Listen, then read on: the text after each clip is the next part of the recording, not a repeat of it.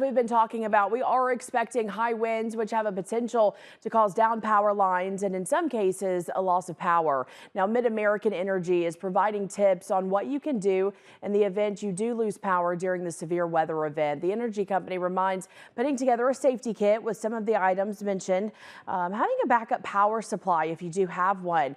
Now, Jeff Greenwood with Mid-American says that with the high winds, there is an increased chance at more power outages.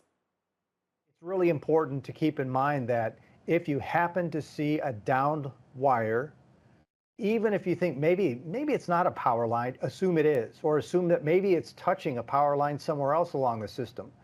Don't approach it, don't touch it, call us and we will take care of it safely and make sure that it's not a threat.